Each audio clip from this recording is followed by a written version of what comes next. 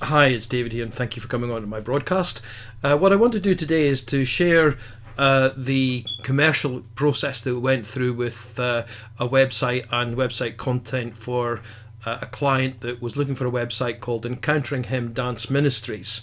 And as you can tell by the title, that it is a Christian website, and it's for worship dance, where a lady was take online bookings or wanting to take online bookings with her website, but also to be able to publicise events and to ultimately train online and sell online through a commercial website shop as well.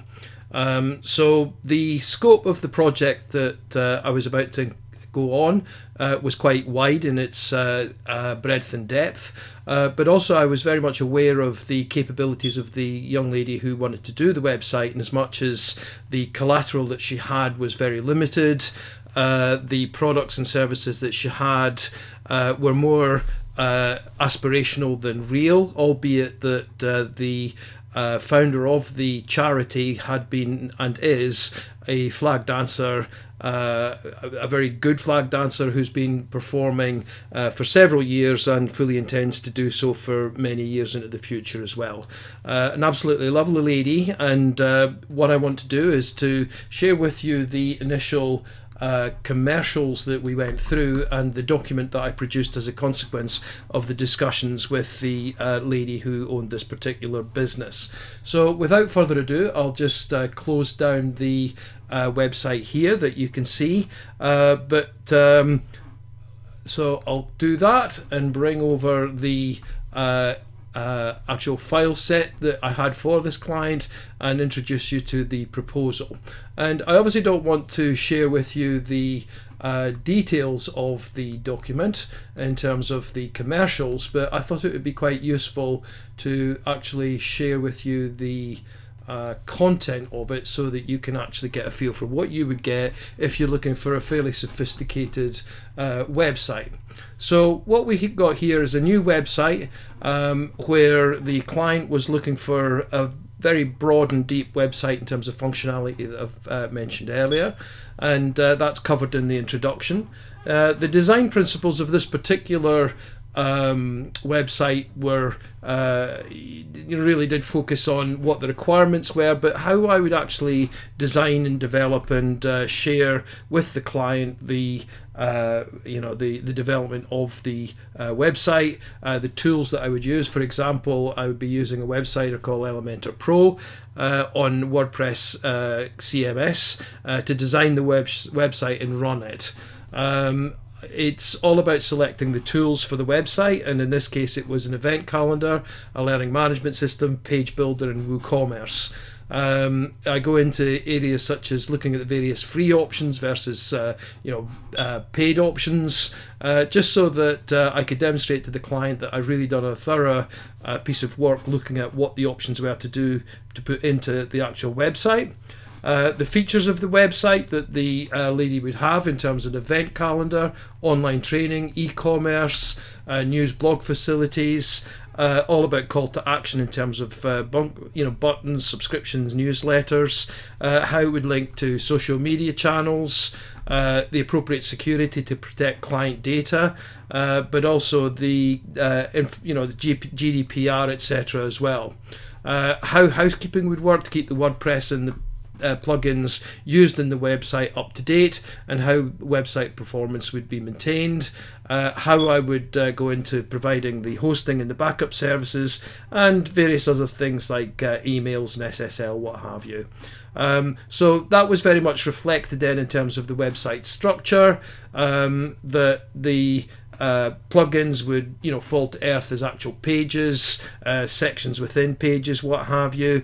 And what I also did was I also identified a requirement to produce content for the website in terms of photographs and video, not just of dance routines, but also in terms of what the vision of the charity would be, and of the owner who could actually get close to the people who were actually viewing the website, using video material to outline what the vision was, where training was going to go, etc. And that all needed to be put together and shot in a very quick and cost-effective manner. How the delivery of the project would actually be managed through various iterations. Namely, iteration 1 would be the structure of the business. Iteration 2 would be the structure of the website, with responsive design and links, and with the content beginning to be filled out.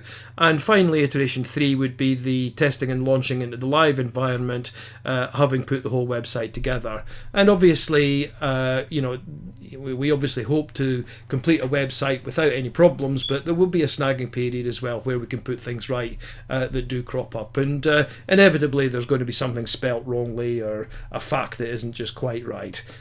So that's the delivery process. The delivery time periods and the costs, I don't want to go into at this stage, but it was for this person a fairly significant investment because of the complexities of the project. But what I also looked at was preparing upfront and ongoing charges so that the website could be affordable, but I also itemised what recurring costs would be, and the various assumptions that would be associated with this website as well.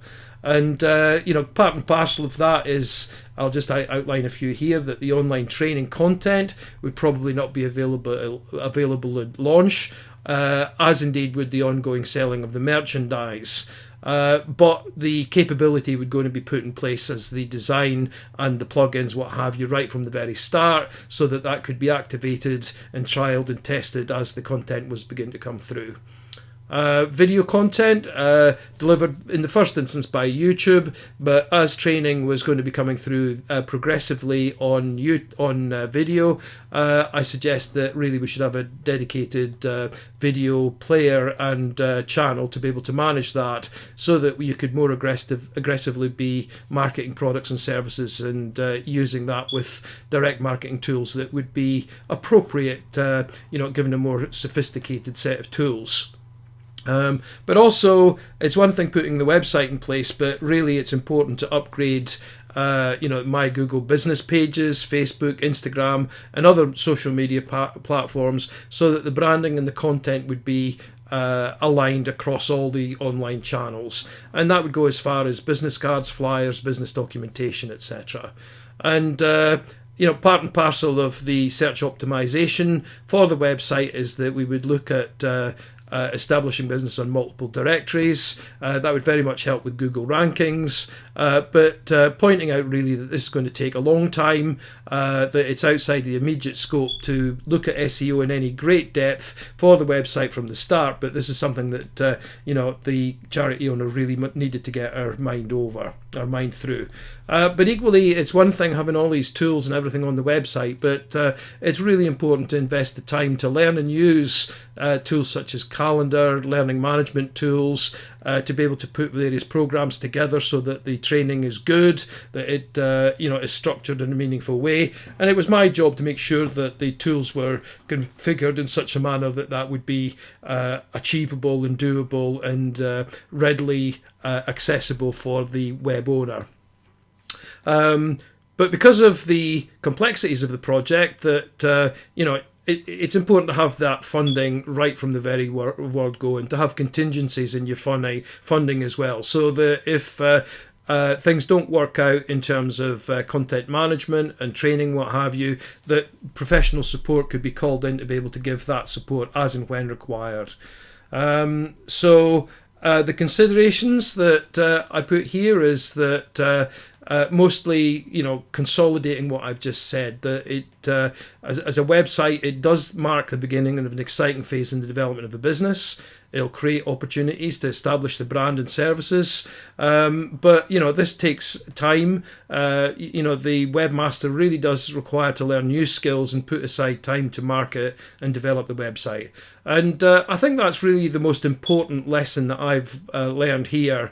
And not just this website, but with other websites, that very often ambition exceeds time, money, and ability to actually implement ideas. And I see it very much as my job to be able to support people through that journey, but to make sure, if you like, that the initial website that's put together is achievable, it's doable, and very often it doesn't necessarily have to include all the features and capabilities that the webmaster ultimately wants. But that's something that progresses over time.